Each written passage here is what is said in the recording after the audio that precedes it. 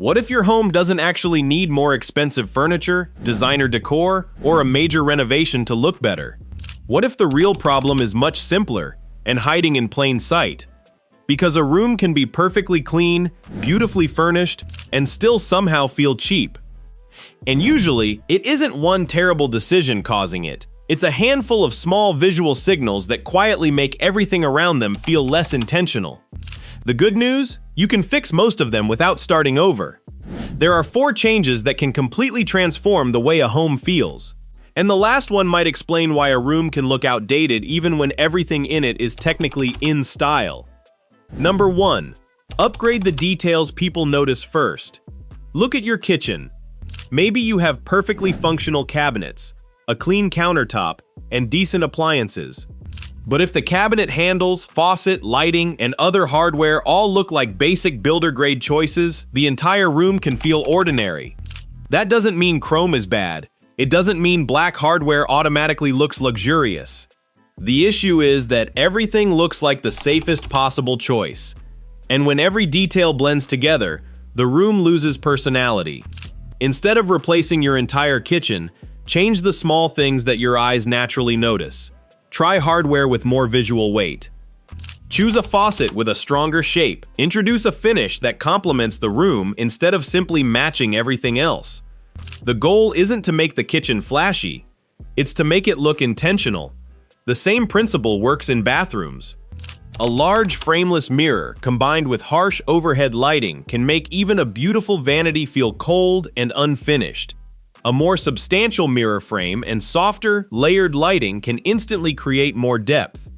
Sometimes the room doesn't need better furniture. It needs better decisions around the furniture. Number 2. Stop filling every empty space. This is one of the biggest mistakes people make when trying to make their homes look more expensive. They see an empty shelf and think, something belongs there. Then they see another empty corner, another wall, another tabletop, and slowly, the entire home becomes filled with objects. But here's the strange thing. Adding more can actually make a room feel less valuable. Think about a bookshelf where every inch is occupied. Books, candles, frames, decorative objects, plants, baskets, everything is packed together. Nothing gets your attention because everything is demanding it. High-quality design often depends on something people overlook: empty space. Give your favorite objects room to breathe. Group a few items together instead of scattering dozens of small decorations everywhere. Let some shelves remain partially empty. On your walls, choose artwork because you genuinely like it, not simply because you need to fill a blank section. And this is where something surprising happens. You might not need to buy anything at all. You may simply need to remove half of what you already own. That breathing room creates visual hierarchy. Suddenly, the same furniture and accessories can feel calmer, cleaner, and more sophisticated. Number 3. Break up the matching furniture set. Matching furniture feels safe. You buy a bedroom set, and everything arrives looking perfectly coordinated. Same wood tone, same handles, same shapes, same finish. Problem solved, right? Not quite. When every piece looks identical, the room can start feeling like a showroom instead of a home. The most interesting spaces usually have relationships rather than exact matches. Your nightstands can complement the bed without being identical to it. A chair can introduce a different texture. A side table can have a different silhouette while still working with the overall color palette. Think coordination, not duplication. You want the pieces to feel like they belong together, but not like they were purchased as a package deal. And this approach also gives your home something incredibly valuable: flexibility. When one piece eventually feels outdated, you can replace it without making the entire room look wrong. But there's one more problem that can undermine everything we've talked about so far. Number 4. Stop designing your home entirely around trends.